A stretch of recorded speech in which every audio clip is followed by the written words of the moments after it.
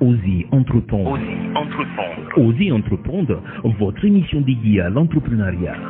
Vous êtes entrepreneur, futur entrepreneur, quel que soit votre secteur d'activité, Osez entreprendre donne la parole aux porteurs de projets pour qu'ils franchissent le pas, mais également aux chefs d'entreprise pour qu'ils fassent bénéficier de leur expérience. Car l'accompagnement, c'est la garantie de réussite des pépites de demain. Et si Mimi vous accompagne sur le long de l'entrepreneuriat, tous les samedis à partir de 11h GMT sur la fréquence 95.5 Nana FM, la plus belle dame de Lomé. Bonjour à vous mes très chers auditeurs et merci d'être au rendez-vous des entrepreneurs. L'émission Osez entreprendre décortique les mécanismes de création entrepreneuriale et donne la parole à ces entrepreneurs pour qu'ils partagent avec nous chaque semaine leur expertise, leur expérience et ainsi motiver ceux qui se cherchent encore. Donc c'est une belle vitrine pour une opportunité. Osez entreprendre donne à ces entrepreneurs tous les samedis à 11h ici sur la plus belle dame de Lomé. Vous aussi, vous êtes chef d'entreprise, vous souhaitez partager avec nous vos projets et écoutez les idées, n'hésitez pas, contactez-nous sur le www.osezentreprendretogo.com. Aujourd'hui, nous allons parler écologie. Il s'agit de monsieur Achille Noussia. Il est directeur Eco Packaging House, une entreprise spécialisée dans le recyclage, dans la production et la distribution des sacs et emballages écologiques. Il est également promoteur de Civic Bag, des sacs écologiques togolais entièrement recyclés.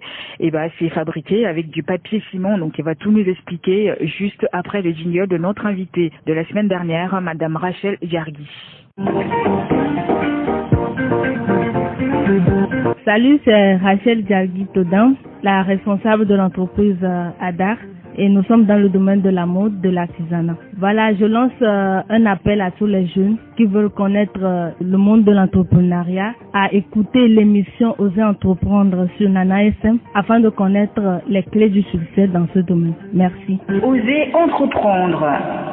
Bonjour Monsieur Noussia, bienvenue chez vous. Bonjour Madame Essie, merci également pour l'invitation. Donc vous êtes dans la production et la distribution de sacs d'emballage écologiques entièrement recyclés. Déjà on va apprendre un peu plus sur vous. Parlez-nous de votre parcours et comment vous en êtes arrivé là. Alors comme vous le savez déjà, je suis Achille Noussia, je suis entrepreneur, directeur de la société Eco Packaging House. Eco Packaging House qui met aujourd'hui sur le marché togolais des sacs sous le label de Civic Bag, des sacs faits à partir de papier ciment que tout le monde connaît. Voilà, l'histoire c'est d'amener des gens à moins recourir à l'utilisation des sachets plastiques non biodégradables. Et votre formation, vous avez une formation dans quoi et qu'est-ce qui vous a poussé justement à intégrer ce secteur-là? À la base, j'ai eu une formation en marketing. J'ai fait également la communication. Je me suis cherché un peu dans les médias avant d'arrêter. J'ai créé dans un premier temps une agence de communication qui s'appelait Full Marketing, mais qui n'a pas trop prospéré. En 2015, on a dû fermer porte. J'ai rebondi par la suite, après une formation également sur la conception et la réalisation des emballages écologiques. Après cette formation, j'ai bondi avec Civic Bag. Je rappelle que la formation, c'était d'abord en ligne. C'était une formation purement virtuelle, donc c'était beaucoup plus porté sur des emballages, des occidentaux et tout, leur composition, les trucs biosourcés et tout ça. Alors qu'il y avait, lors de la formation, tout ce qu'on disait, il n'y avait pas d'éléments concrets à mon niveau ici pour illustrer les choses. Je ne peux que voir le rendu. C'est-à-dire si je vais au supermarché, je peux prendre un emballage, là-dessus je peux savoir que tel emballage est biosourcé, tel ne l'est pas, ainsi de suite. Mais je me suis dit, pendant ce temps, il y a la problématique des sachets plastiques non biodégradables. Ici, et à chaque coin de rue, vous en trouvez, et un peu partout, il y en a. Et de là, j'ai cherché à savoir quelle était la situation de ces sachets-là au Togo. Je découvre qu'il y avait un décret qui interdisait la production, la commercialisation, la distribution de ces sachets au Togo.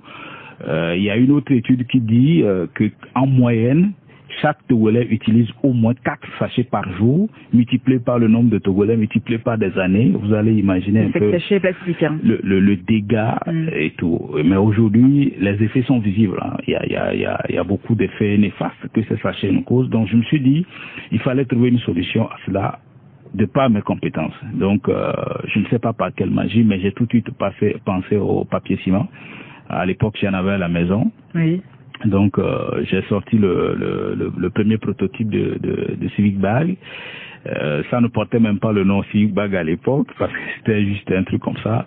Vu qu'il y avait les réseaux sociaux qui étaient en ébullition et tout ça, j'ai posté l'image sur ma page. J'ai vu des commentaires, des gens demandaient en même temps le prix et tout.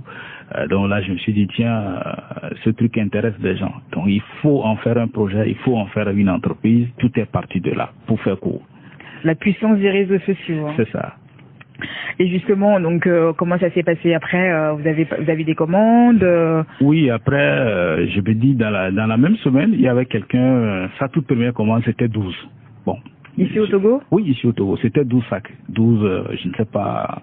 En tout cas, je m'intéresse bien aux numérologies et tout. Quand je vois le 12, je dis, ah tiens, ça fait l'équipe de Jésus. Donc, on a travaillé les 12 sacs là. Maintenant, il fallait ajouter la dimension personnalisation. J'ai travaillé dessus. Je me suis promené dans des imprimeries où ils ne voulaient pas imprimer ce type de papier qui était un peu froissé, un peu moche et tout ça.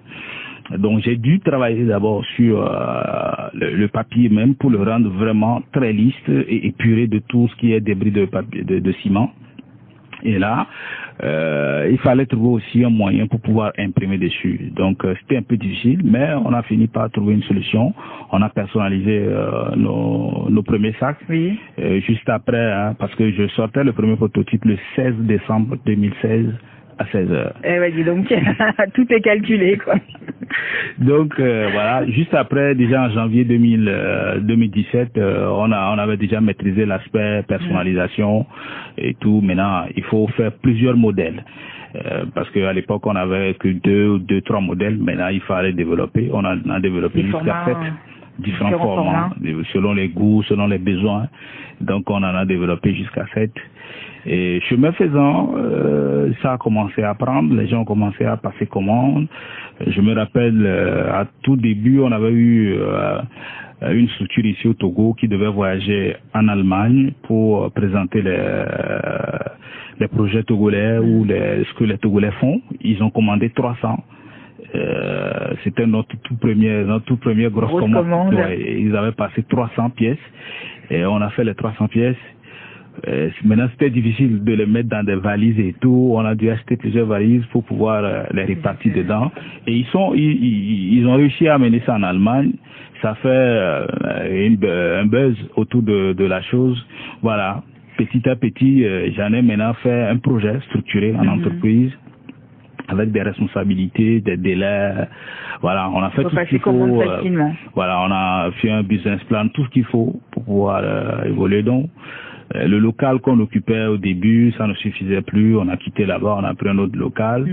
Là aussi, ça ne suffisait plus. Aujourd'hui, on a pris encore un autre local. Plus grand. Voilà. L'argent rentre, comme on dit. Bon, on rend grâce à Dieu. Ah bah oui, c'est ça, c'est le fruit du travail. Et ce secteur est-il rentable ici au Togo? Je dis oui d'emblée. Je dis oui, c'est rentable parce que pour un projet ou pour une entreprise, il y a le produit, il y a le marché. On a le produit aujourd'hui, on voit la réaction du marché. Je n'irai pas dire que le marché est vierge, mais sur ce secteur-là, il y a beaucoup de travail à faire. Il y a beaucoup de travail à faire parce que notre vision, c'est de permettre, je ne dirais pas à chaque Togolais, mais quand vous allez par exemple au marché, que le réflexe soit de tirer un Civic Bag et vous servir. Et donc, vous imaginez aujourd'hui que nous fonctionnons pour le moment sur l'aspect commande. C'est-à-dire que les gens passent comment nous produisons. Mais nous voulons parvenir à produire et à les vendre au marché.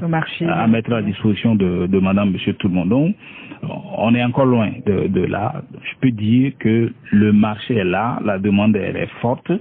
Et la bonne nouvelle, il n'y a pas que le Togo. Le Togo est aujourd'hui un carrefour. Dans la sous-région, il y a le Bénin, il y a Accra, quoique eux, ils sont un peu en avance sur nous, sur ce secteur d'activité-là. Il y a le Burkina, il y a d'autres pays, voilà, que le besoin elles-mêmes, ils veulent changer d'attitude, ils veulent changer de paradigme pour adopter de nouvelles types d'emballage écologique.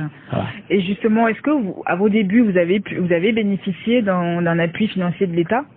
Non, jusqu'à maintenant, non. Jusqu'à maintenant, non? Oui, non. Je le dis ouvertement, non. On n'a pas besoin on n'a pas bénéficié, oui. J'allais dire. On en a besoin, mais on n'a pas bénéficié pour le moment de l'appui financier de l'État.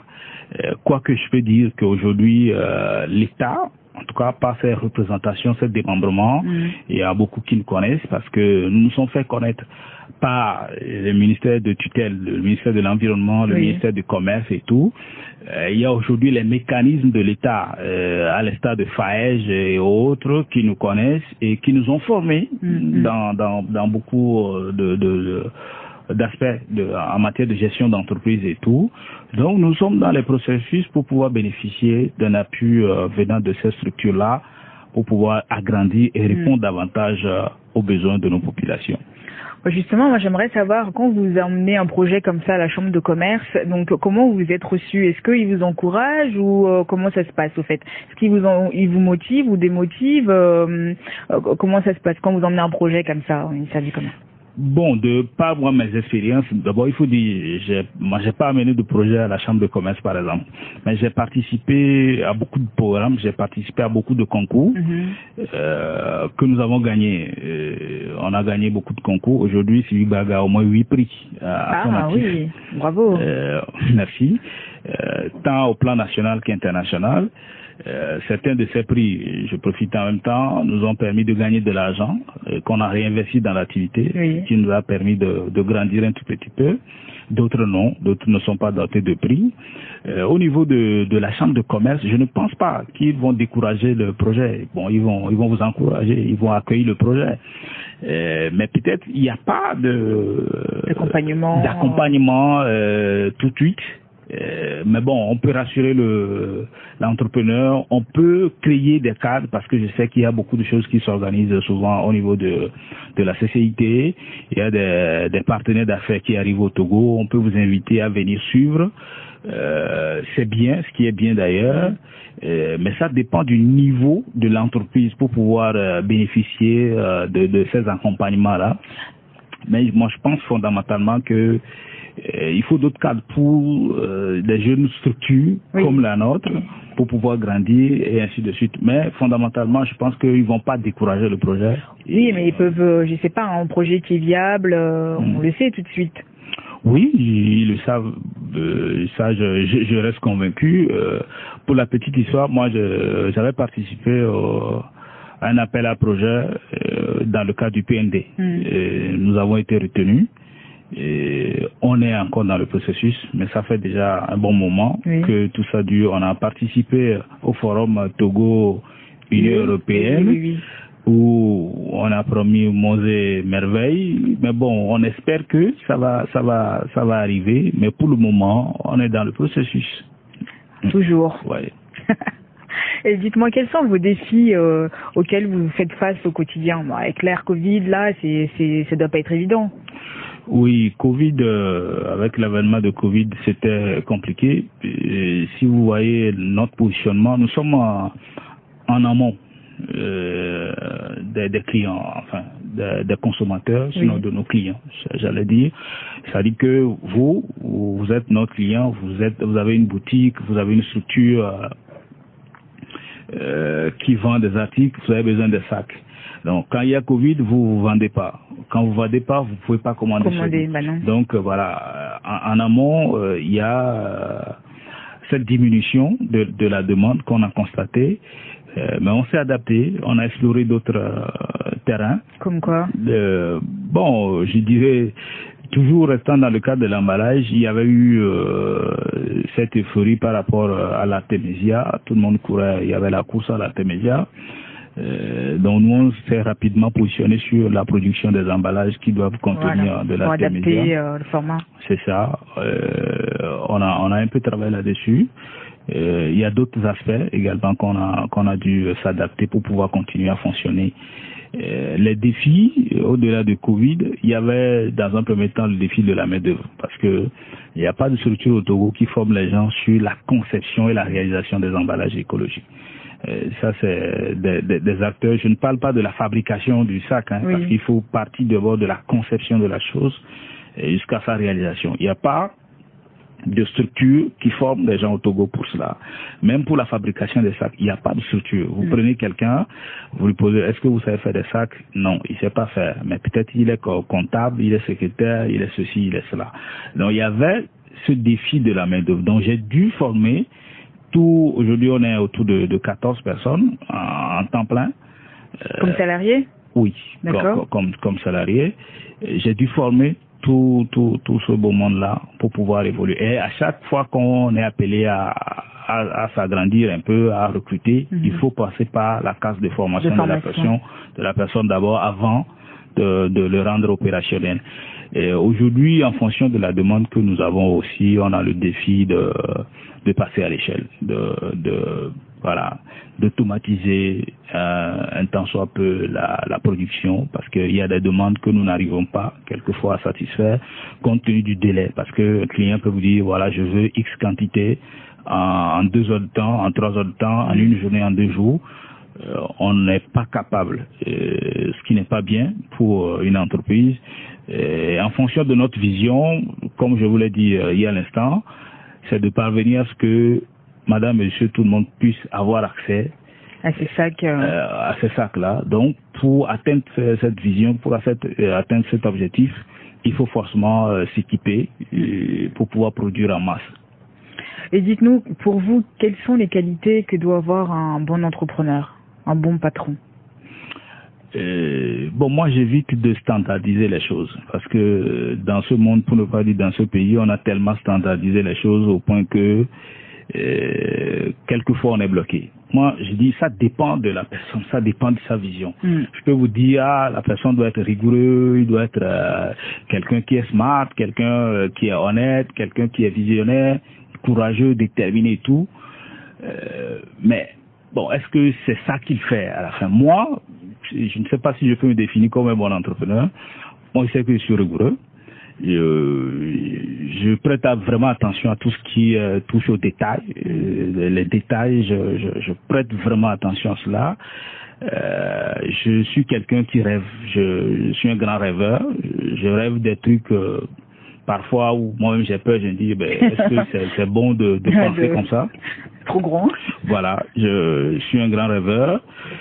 Et puis voilà, je suis quelqu'un qui est porté action. Je préfère apporter des solutions que de ruminer, de dire ce qui ne va pas. Je suis porté action. Bon, je pense que ce sont des ingrédients qui, normalement, peuvent permettre à un entrepreneur d'être listé comme bon entrepreneur.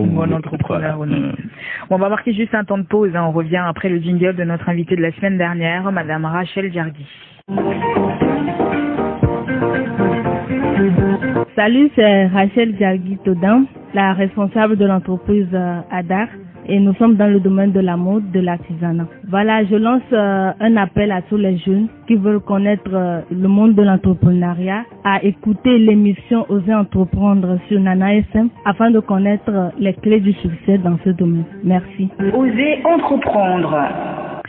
Pour ceux qui viennent d'arriver, vous êtes bien sur Nana FM avec Essimimi et son invité, Monsieur Achille Noussia, qui est directeur général d'Eco Packaging House, une entreprise spécialisée dans le recyclage, la production et la distribution des emballages écologiques. C'est des sacs qui sont fabriqués à base de ciment. Tout va bien? Ça va. Ça va? Ça va bien. Voilà. Bon, alors on continue. Juste, on était sur la question de quel type d'entrepreneur êtes-vous? Enfin, c'est ça. Quels sont vos rapports avec vos salariés? Vous êtes un méchant. Les salaires, non? Je leur laisse le soin de dire qui je suis. Mais oui, il m'est arrivé en tout temps de demander aux gens qu'est-ce qu'ils pensent réellement de moi, de mes attitudes. Il y en a qui ont dit, ouais, vous êtes rigoureux. Voilà. Vous êtes... Là, qui ont eu peur de répondre. Non, enfin, j'ai trouvé le moyen pour les amener à répondre de toute façon, parce que je voudrais savoir. Donc, mais ce qui revenait souvent, c'était cette rigueur-là.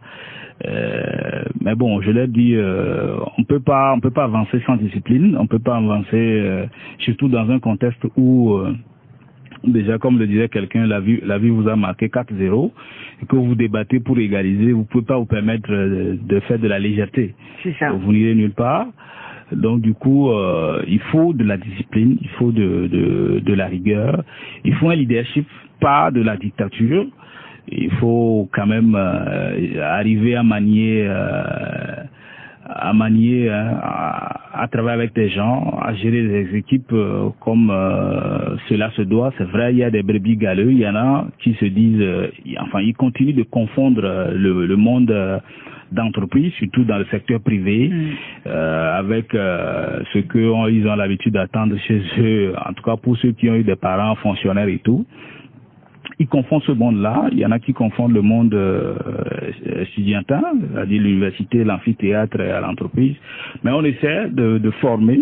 C'est également des séances de coaching, des séances de partage d'expérience pour les amener à comprendre que ici, il s'agit d'une personne morale avec ses exigences, donc qu'il faut faire avec, que de se comporter comme si on était entre griffes à la fonction publique, où on peut se dire quoi que je fasse à la fin du mois, ça va tomber. Je ne dis pas que c'est comme cela, mais il y a entre griffes cette croyance populaire à certains niveaux qu'on essaie de débusquer au fur et à mesure. C'est pas facile, mais bon. Personne n'a dit que ce serait facile. C'est ça. Tout est presque transformable aujourd'hui. Est-ce que vous avez pensé à faire autre chose que les sacs? Oui, on est en train de travailler sur beaucoup d'autres choses, mais qui touchent toujours à l'emballage, au contenant. Voilà. On est en train de travailler là-dessus. En tout cas, le marché dicte la conduite à tenir. Donc, ce qui est sûr, bientôt on aura 5 ans d'existence. On est en train de travailler pour sortir de nouveaux produits à mettre en circulation. On va pas rester que sur les sacs. Ça, non. On va pas rester que sur les sacs. On va développer d'autres produits, mais qui rentrent dans le schéma de l'écologie, du respect de l'environnement. Si je peux me permettre, comment sont fabriqués ces fameux sacs? Du début jusqu'au la partie commercialisable. Oui, sauf que je ne vous dise pas tout. Non, pas tout, presque tout. Oui, mais je vais dire l'essentiel. Déjà, le papier ciment, vous en connaissez. Oui. Certainement que vous en utilisez à plusieurs occasions. C'est le vendeur de brochettes. Si vous êtes vous aimez les brochettes. Tichinga, oui. Voilà, Tichinga. C'est les vendeurs d'arachides, de botokoa et tout ça. Ce qui est sûr, on coupe une partie de papier ciment pour vous servir. Donc, nous récupérons ce papier ciment-là en entier, quelquefois déchiré, que nous travaillons. Nous avons un procédé de travail. Ça dépend de la qualité, hein. On peut le laver, le nettoyer, le sécher, le repasser. Et le traiter d'une autre façon pour enlever tout ce qui est débris de ciment là-dessus, pour le rendre utilisable. Et si le client demande à ce qu'on personnalise, c'est-à-dire qu'on imprime par exemple son logo, un message, un numéro et tout ça dessus, nous travaillons pour rendre le papier imprimable, pour que ça puisse passer dans une machine ou pour qu'on puisse faire de la sérigraphie. Voilà. Après, l'épaisseur reste pas pareil alors. L'épaisseur le sac qui pas de la même qualité que la même épaisseur que le papier ciment même. Ça dépend du traitement. Mais je prends par exemple le cas du traitement à eau. Quand le papier ciment passe par l'étape d'eau, ça se gonfle un peu. Donc l'épaisseur s'augmente légèrement, très légèrement. Voilà. Donc il y a ça, c'est des détails techniques. Donc on le rend imprimable, on le personnalise et après c'est les levées de mesure internes. On fait les levées de mesure, on fait le pliage, pour ne pas dire le rainage. On règne le papier sur le format souhaité par le client. Après c'est le collage, on fait le collage latéral, les collages de fond et puis on fait les finitions, c'est-à-dire le montage des bras. Et vous avez un joli sac Civic Bag personnalisé.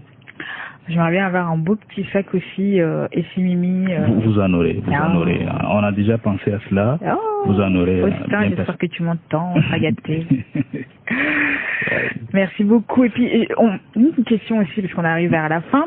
On va parler un peu de ceux qui, ces jeunes-là ou ces porteurs de projets qui se cherchent encore. Quel message avez-vous pour ces gens? Ce que je peux leur dire, commencez là où vous êtes. C'est vrai, on a l'habitude de penser, on veut faire tel projet, on le pense en grand, c'est bien. Mais on n'a pas les moyens. Quand vous n'avez pas les moyens, n'attendez pas les moyens. Commencez là où vous êtes. Qui peut le plus, peut le moins. Si vous avez un projet de 10 000, ce qui veut dire que vous pouvez séquencer ce projet-là en plusieurs morceaux et commencer avec 1000 francs, 100 francs, ça tout dépend. Qu'il soit prêt à payer le prix. Toute chose a un prix. Qu'il soit prêt à payer le prix. Et ce prix-là, ce n'est pas forcément à monnaie trébuchante et sonnante, mais c'est votre temps, c'est votre savoir-faire, c'est votre détermination, c'est votre vision, ainsi de suite. Mais qu'il soit prêt, de toute façon, à payer le prix. Sans cela, vous allez avoir de jolis projets, de belles idées, mais si vous ne vous levez pas, si vous ne commencez pas avec le peu que vous avez, vous n'irez nulle part. C'est ça. Et où est-ce qu'on peut vous trouver si on a envie de commander des sacs? Si vous avez envie de commander des sacs, ce que je souhaite d'ailleurs, que vous avez souvent cette Bien évidemment. Hein. Alors, notre unité de production est à Goué-Nanigbe, plus précisément dans le siège Nanigbe. C'est à Goué-Ouest, après entreprise de l'Union, en allant vers Zosimé. On est dans un coin là-bas. Le numéro, c'est le 91 83 81 99. Vous appelez, vous posez toutes les questions. Si vous voulez venir voir les sacs, les toucher du doigt, vous pouvez venir.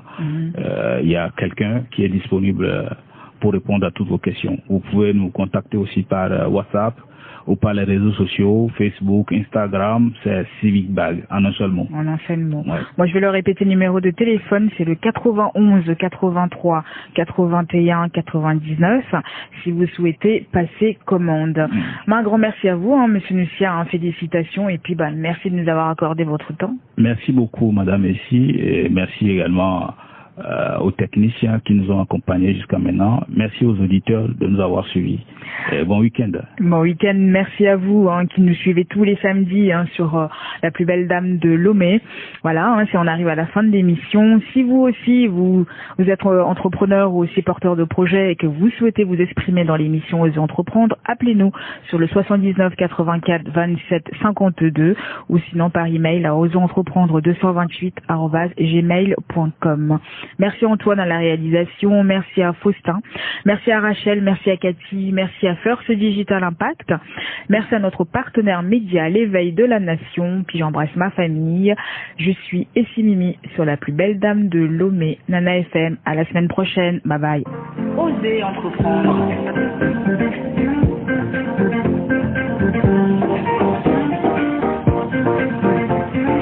Osez entreprendre.